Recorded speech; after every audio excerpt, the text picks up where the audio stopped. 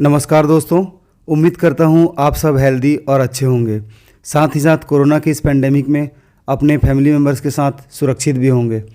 दोस्तों, मैं अपने चैनल पे हमेशा बोन, मसल, जॉइंट्स और नस से संबंधित बीमारियों के बारे में आपको बताता हूँ। साथ ही साथ मेरी कोशिश रहती है कि जो भी आपकी क्वेरी हो और कमेंट हो उसका मैं रिप्लाई कर सकूँ।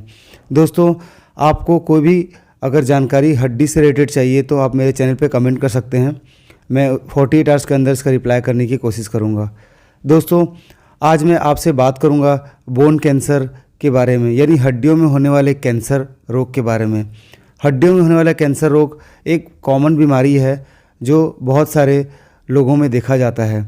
तो बहुत सारे इस पे कमेंट आ रहे थे कि बोन कैंसर पे हमें कुछ जानकारी चाहिए, तो इसी को मैंने ध्यान पे रखते हुए आज का ये वीडियो बनाया हुआ है। आज की इस वीडियो में आपको बोन कैंसर के बारे में क्या क्या चीज़ें पता चलेगी वो मैं आपको बताता हूँ। दोस्तों, आज की वीडियो में आपसे बताऊँगा बोन कैंसर क्या होता है, ये कैसे होता है, इसके लक्षण कैसे होते हैं, इसे पहचानते कैसे हैं, साथ ही साथ इसकी डायग्नोस करने के लिए यानी इसको पहचानने के लिए आपके पास ज़रूरी कौन कौन से इन्वेस्टिगेशंस और कौन कौन से टेस्ट कराने आपको होते हैं। साथ ही साथ इसकी स्टेजिंग क्या होती है, ये शरीर में कैसे फैलता है और इसके ट्रीटमेंट क्या क्या होते हैं, और एक बार कैंसर हो जाने के बाद में आपको किन किन बातों का ध्यान रखना है, इन सब के बारे में आज आपको पूरी डिटेल मिलेगी। तो दोस्तों, अगर आपने इस चैनल को लाइक नहीं किया है तो लाइक कर दीजिए, शेयर कर दीजिए और सब्सक्राइब कर दीजिए। साथ ही साथ बेल आइकन दबा दो ताकि मेरे द्वारा दी हुई जानकारी आपके पास सबसे पहले पहुंचे। तो दोस्तों, आइए स्टार्ट करते हैं आज के सेशन। दोस्तों, कैंसर के बारे में आपने सुना ही होगा। कैंसर जैसे शरीर के बाकी भागों में होता है उसी प्रकार यह हड्डी में भी हो सकता है। हड्डी का कैंसर बाकी कैंसर की तुलना में थोड़ा सा कम कॉमन है, बट ये बहुत ही आसानी से हड्डियों में पाया जाता है। दोस्तों, हड्डी के कैंसर में जैसे बाकी शरीर के कोशिकाओं में जो कैंसर होता है उसी प्रकार हड्डी के जो कोशिकाएं होती हैं वो अनकंट्रोल्ड में बहुत ही ज़्यादा वृद्धि करती हैं, जिसका शरीर के इम्यून सिस्टम या शरीर का जो हमारा सिस्टम होता है उस पर कोई कंट्रोल नहीं होता और वह निरंतर बढ़ता जाता है, जिसके कारण बोन कैंसर के सिम्टम आते हैं। दोस्तों, बोन का कैंसर मुख्य रूप से लंबी हड्डियों में ज़्यादा कॉमन होता है। साथ ही साथ बोन कैंसर में जो भी सिम्टम आते हैं वो बिल्कुल ऐसे आते हैं जैसे नॉर्मल इन्फेक्शन में भी होते हैं, बट कुछ चीज़ें होती है जो इन्फेक्शन से बोन कैंसर को अलग करती हैं। मैं उसके बारे में भी बताऊंगा। तो दोस्तों, सरल भाषा में यदि मैं आपको बताऊं, बोन कैंसर यानी हड्डी की कोशिकाओं का अनकंट्रोल्ड ग्रोथ होता है। इसके क्या क्या सिम्टम्स आते हैं? दोस्तों, सबसे मुख्य सिम्टम आता है पेन, उस जगह पे सूजन, उस हड्डी का अचानक टूट जाना, छोटे से भी ट्रॉमा से, अचानक हड्डियों में बहुत तेज़ दर्द, रात में बहुत नॉर्मल अवस्था में जब आप सोए हो रेस्ट में भी बहुत ज़्यादा पेन होता है, हड्डियाँ बिना किसी चोट के भी टूट जाती हैं, आपका वेट लॉस हो जाता है या बहुत ज़्यादा किसी भाग में अनबियरेबल पेन होता है, ये सारे इसके सिम्टम होते हैं। साथ ही साथ दोस्तों, भूख का ना लगना, शारीरिक कमजोरी और बॉडी में बिल्कुल अचानक वेट लॉस का होना, ये सारे कैंसर के सिम्टम होते हैं।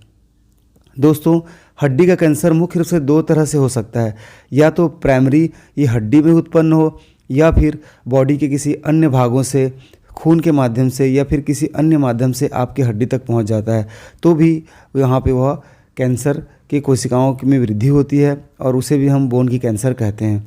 दोस्तों, इसकी डेफिनेशन और इसके लक्षण जानने के बाद आइए हम जानते हैं कि इसे हम पहचानते कैसे हैं। दोस्तों, बोन के कैंसर को मुख्य रूप से क्लिनिकली एग्जामिन करके और पेशेंट की हिस्ट्री से पहचान ली जाती है, परंतु इसको कंफर्म करने के लिए कुछ टेस्ट करने होते हैं। सबसे ज़रूरी होता है एक्सरे। एक्सरे में बहुत सारे कैंसर पता चल जाते हैं। यदि एक्सरे से भी पता नहीं चलता तो सीटी स्कैन की ज़रूरत होती है, और यदि सॉफ्ट टिश्यू या नसों का भी इन्वॉल्वमेंट हो तो वह एमआरआई की सहायता से बहुत ही आसानी से पता लगाया जाता है। दोस्तों, ये सबसे कन्फर्मेटरी यानी ये 100% कहना कि ये इस कैंसर का प्रकार क्या है और इसमें कौन सा ट्रीटमेंट लगेगा, इसके लिए बायोप्सी की जाती है। बायोप्सी एक ऐसी प्रक्रिया है जिसमें आपके हड्डी जहाँ पे कैंसर का ग्रोथ हुआ है उस हड्डी के टुकड़े को नीडल की सहायता से या फिर छोटे से इंसिजन देके बाहर निकाला जाता है और उसे पैथोलॉजिस्ट की मदद से उसकी डायग्नोसिस बनाई जाती है और उससे कैंसर के जो प्रकार होते हैं उसमें हम वर्गीकृत करते हैं। इससे आसानी ये होती है कि इसके ट्रीटमेंट आसान हो जाता है। दोस्तों इसके बाद पेट स्कैन और रेडियोन्यूक्लाइड बहुत सारे टेस्ट भी होते हैं जो बाद में कराए जाते हैं कि शरीर में इसका कितना स्प्रेड हुआ है। दोस्तों यदि मैं कैंसर की स्टेजिंग की बात करूं तो इसमें 4 प्रकार की स्टेजिंग होती है। जो स्टेज 1 यानी सबसे कम अफेक्टेड होता है उसमें पेशेंट, और स्टेज 4 में यानी बहुत ही ज़्यादा शरीर में वो फैल चुका होता है। स्टेज 4 आने पे कैंसर का रोकना या फिर उसका ट्रीटमेंट करना थोड़ा मुश्किल होता है और पेशेंट का सर्वाइवल भी थोड़ा कम होता है। दोस्तों ये तो हो गए इसके लक्षण, कैसे हम पहचानते हैं। दोस्तों यदि मैं इसके ट्रीटमेंट प्रोटोकॉल की बात करूं तो इसके ट्रीटमेंट मुख्य रूप से 3 प्रकार के ट्रीटमेंट होते हैं। सबसे पहली होती है कीमोथेरेपी, जिसको आपने बहुत ही सामान्यतः कॉमनली सुना होगा। दूसरा होता है रेडियोथेरेपी, तीसरी होती है सर्जरी।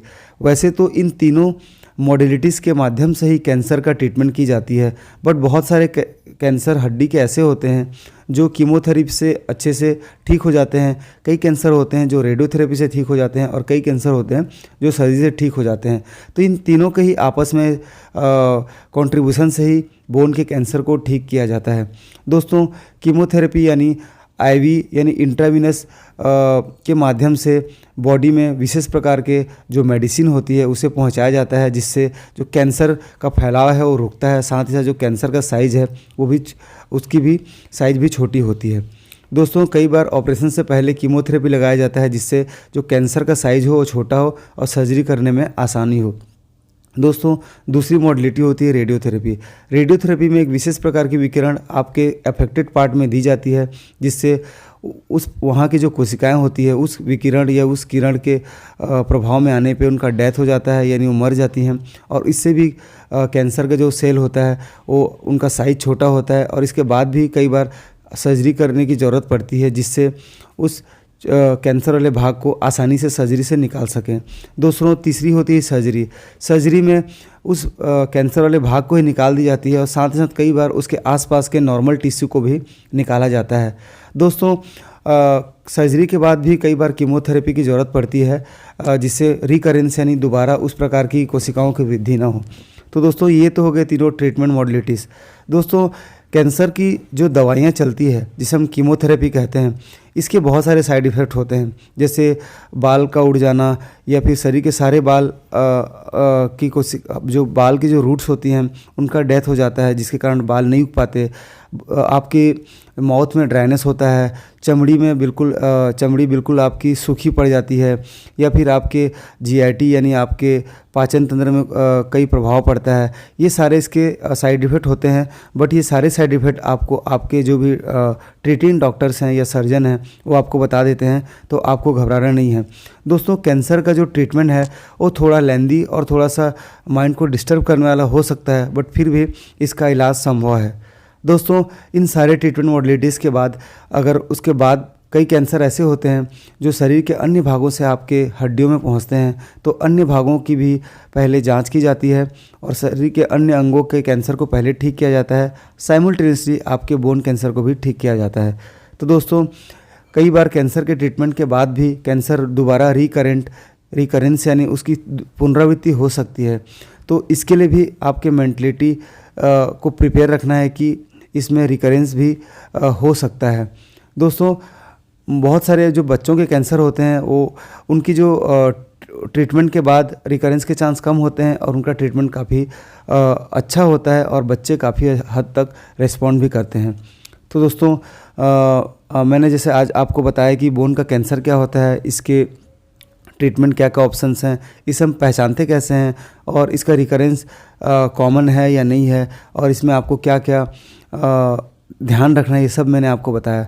दोस्तों कैंसर होने के बाद आपकी इम्यूनिटी थोड़ी कमज़ोर हो जाती है, तो आपको हाई प्रोटीन डाइट आपको अपनी इम्यूनिटी बना के रखनी है, आपकी अपनी बॉडी की स्ट्रेंथ को फिर से रीगेन करना है। इसके लिए आपको अच्छी डाइट, अच्छी हैबिट्स और अच्छे व्यायाम, एक्सरसाइज ये सब भी करने की ज़रूरत पड़ती है। तो दोस्तों मैं उम्मीद करता हूँ मेरे द्वारा दी हुई जानकारी आपके लिए हेल्पफुल होगी। यदि आपके लिए जानकारी बिल्कुल थोड़ी भी हेल्पफुल हुई तो इस चैनल को लाइक करें, शेयर करें और सब्सक्राइब करें। साथ ही साथ दोस्तों इस चैनल को बाकी लोगों के साथ शेयर करें ताकि उनको भी हड्डी जोड़ नस से रिलेटेड कोई भी प्रॉब्लम हो तो उनका भी निवारण हो सके। तो दोस्तों मैं फिर से कहूँगा, मास्क का यूज़ करें, stay healthy, stay safe. Thank you, जय हिंद।